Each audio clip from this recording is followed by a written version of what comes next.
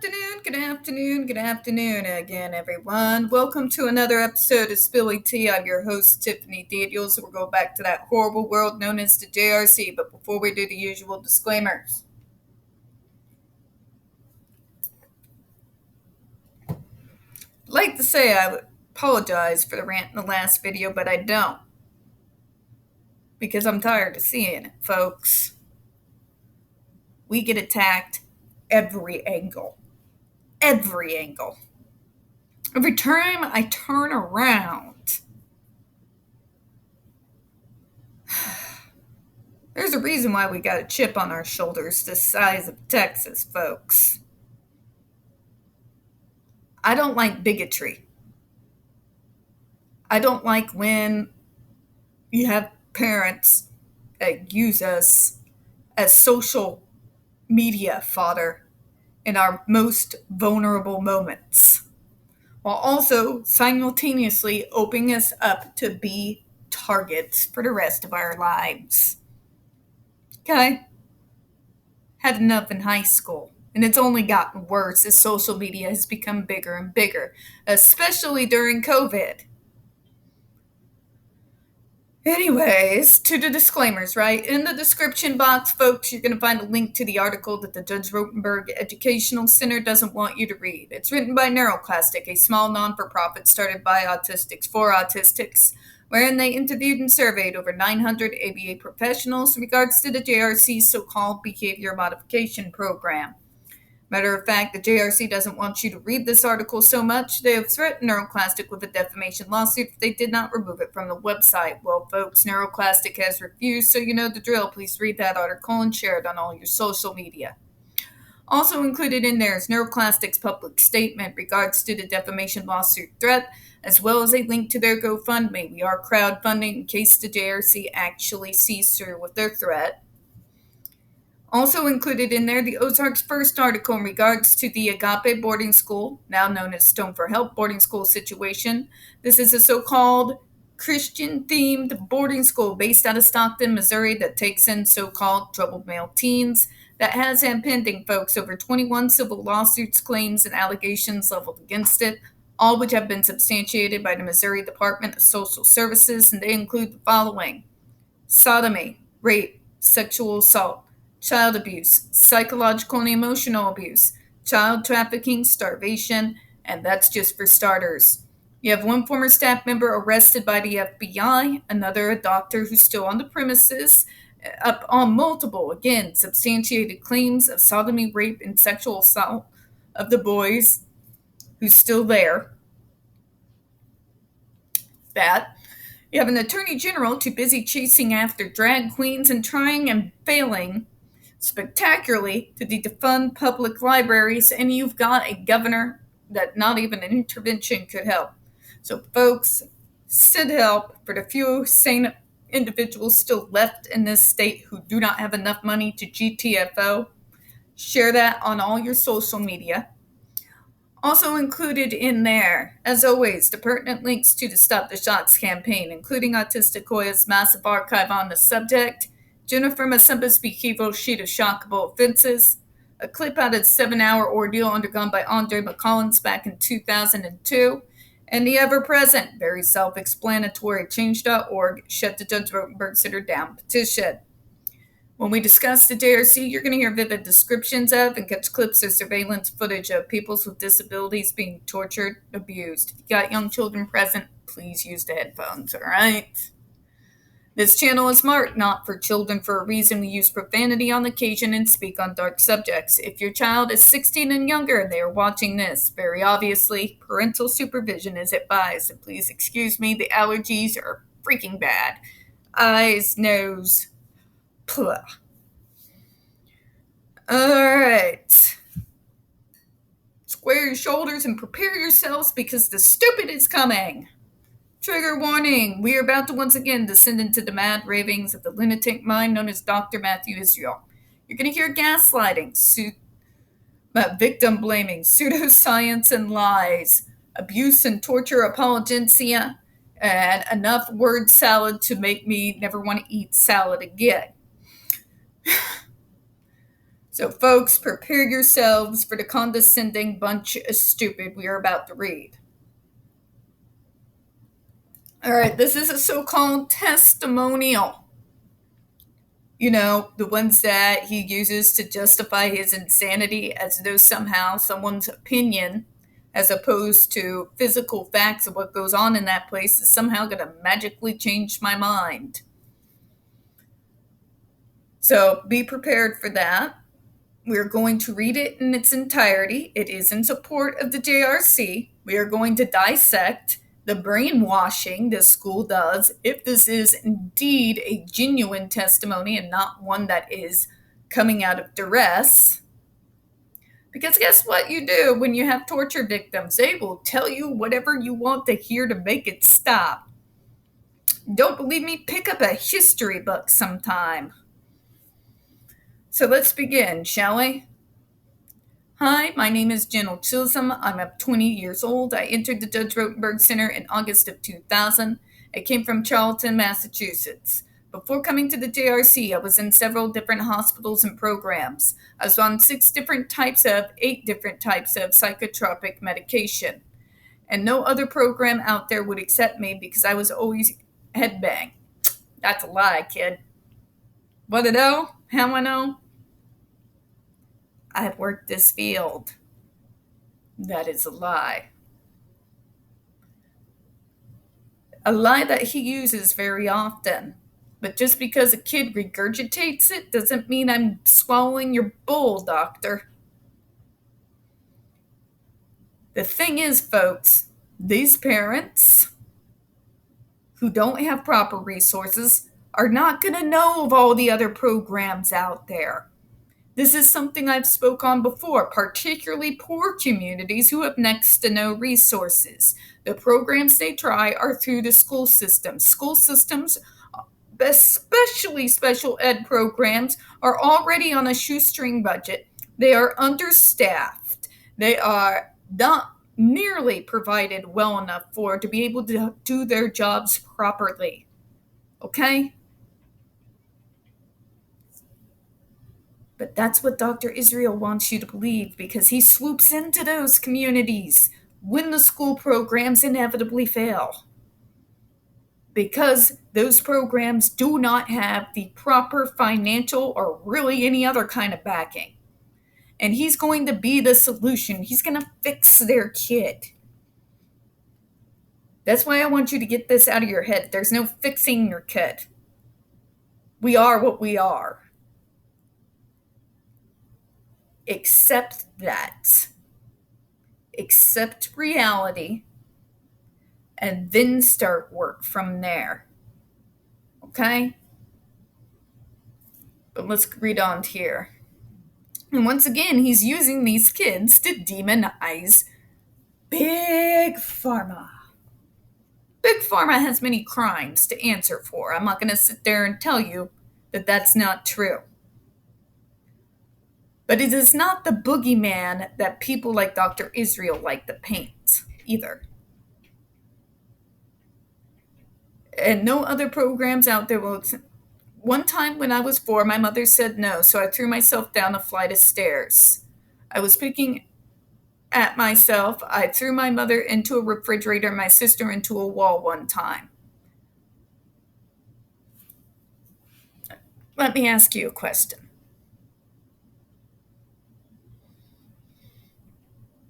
What kid do you know would volunteer that information, especially one for the internet's consumption?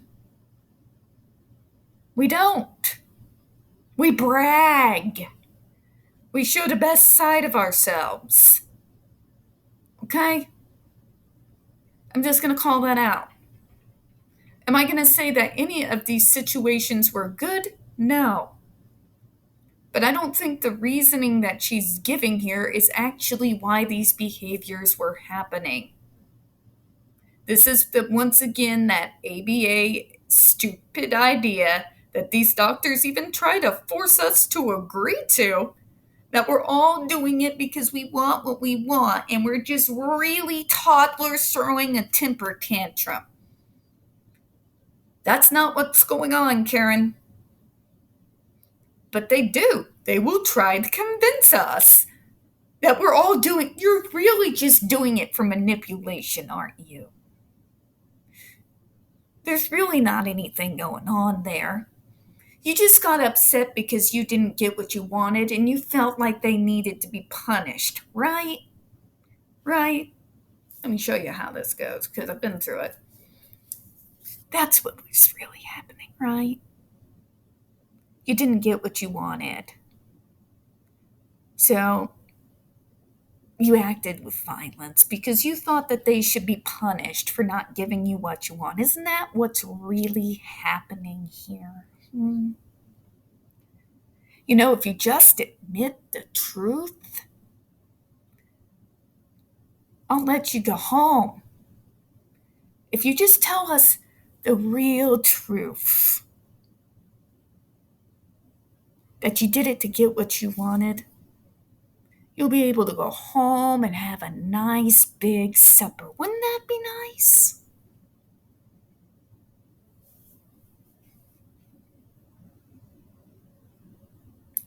Yeah.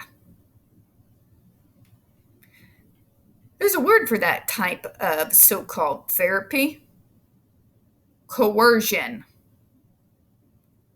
Trying to get me to say something that isn't true, which is not at all what's going on in that moment, to reinforce your own ideas.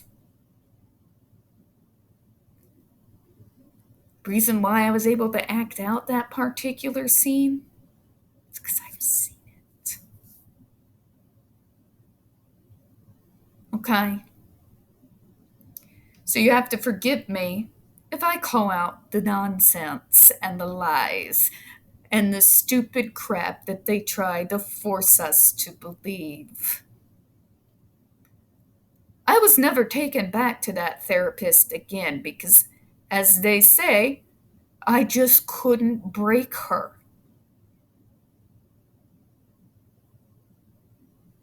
Wherever that therapist is,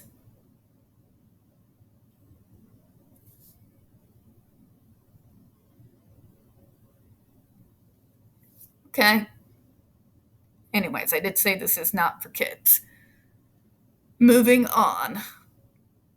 When I say I got issues, all right. When I first came to JRC before the GED devices became a part of my program, I had 20,813 behaviors.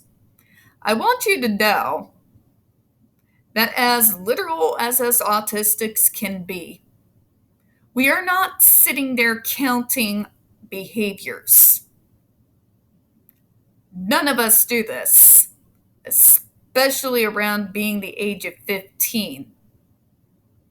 I was hardly sitting there saying, well, I talked back to this person, I hit my head with the brush, I contemplated doing it again when I heard some stupid rumor about me.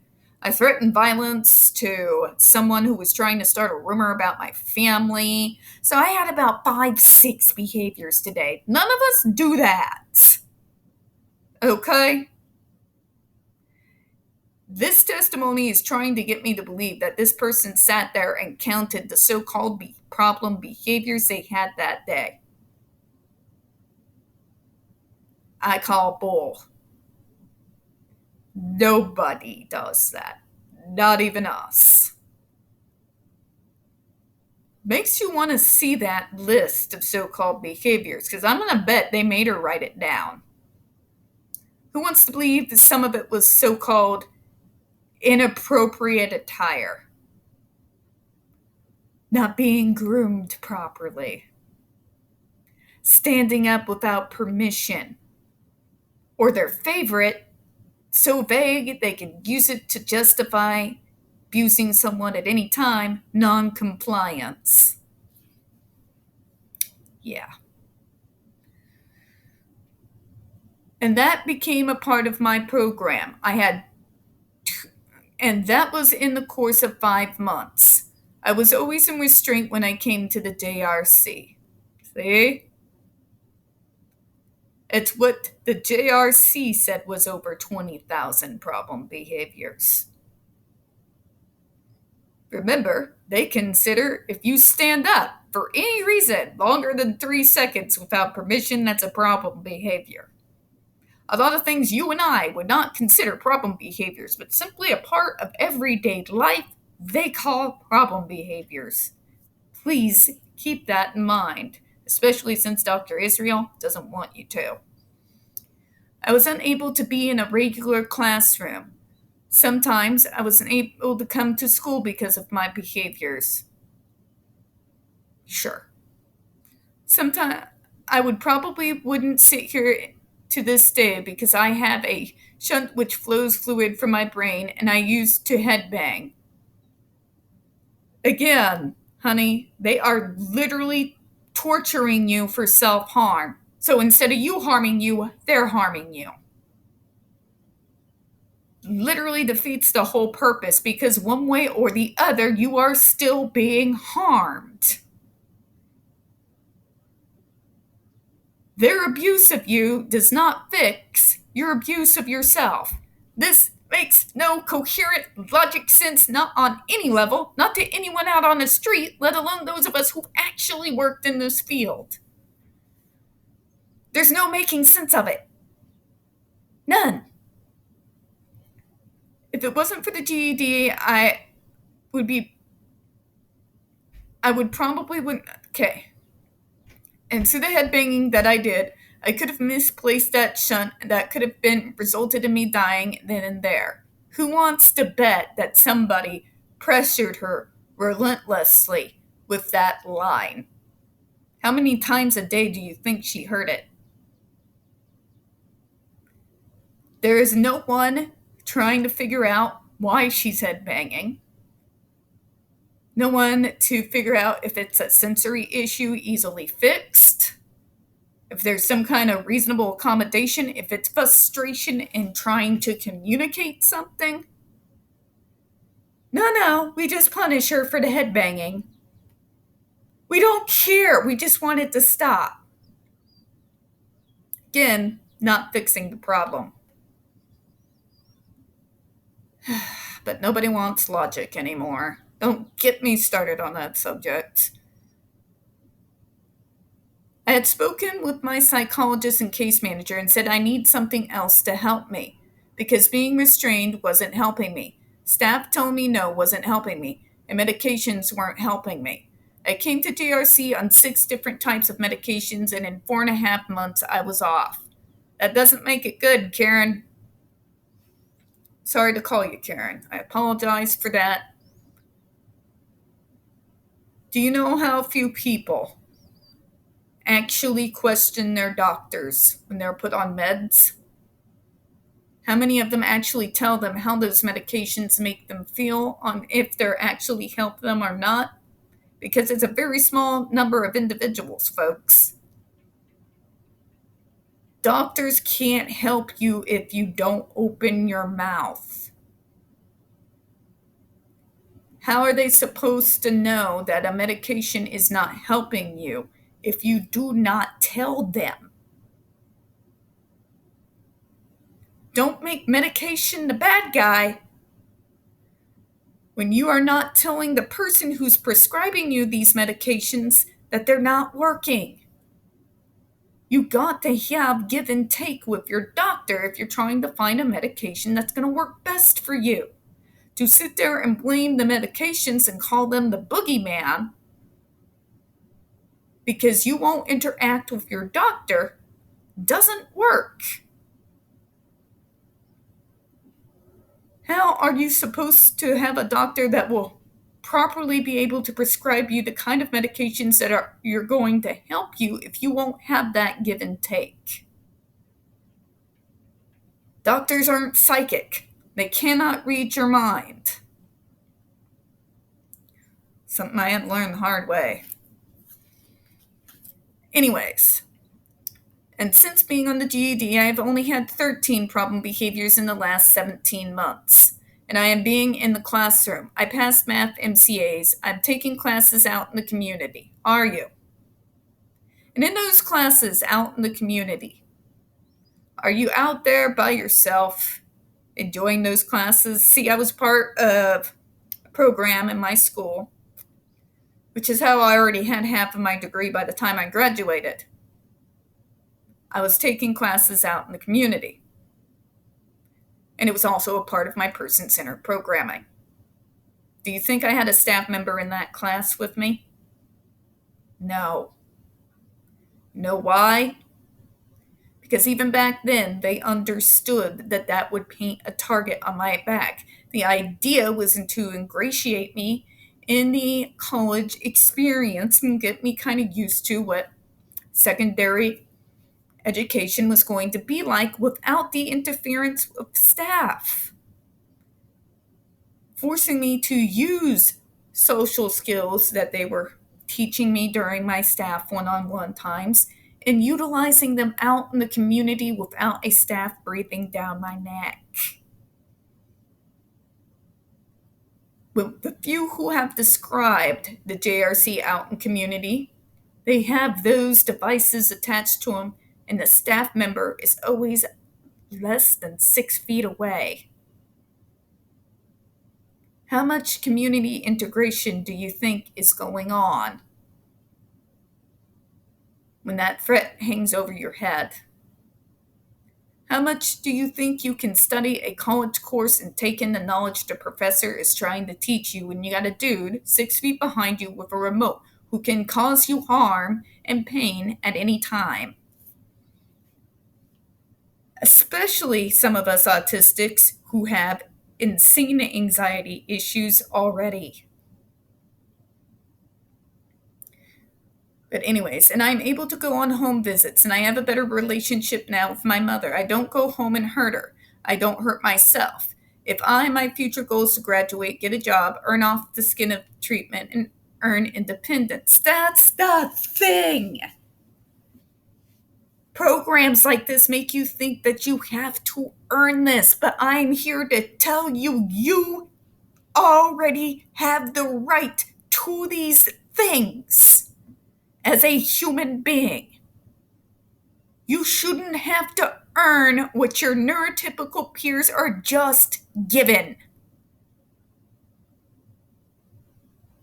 You have the right to be treated like a human being and have your human rights respected. You shouldn't have to earn that.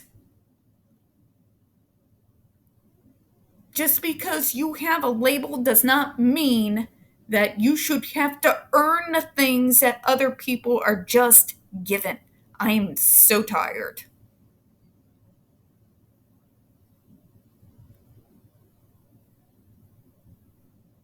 Fear may be keeping you from hurting yourself, but it's not stopping them, is it?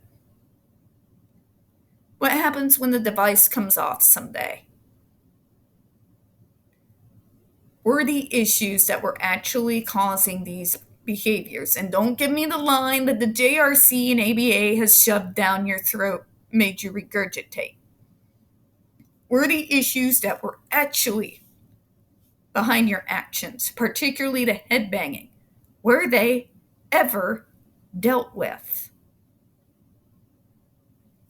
Or were you simply threatened with abuse if you did not comply? Because that only lasts as long as the threat of the abuse is there. What happens when that abuse is no longer there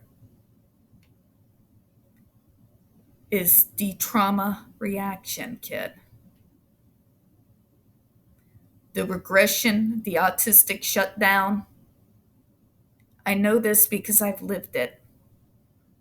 I've seen others live it. The GED did not solve anything for you.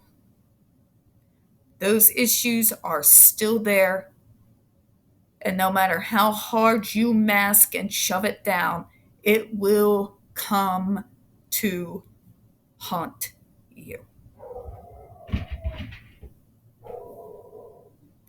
And just like the other testimonials here, I hope to God that you will one day get the proper help you should have gotten a long time ago. And we're going to close on that, folks. We don't get very many views on this channel. The few that we do tend to get removed from time to time. So please don't forget to hit the like button, hit subscribe, and don't forget to hit the comments. I do appreciate your time. And as always, folks, we here at Smelling Tea do hope you have a good one. Bye-bye, everyone.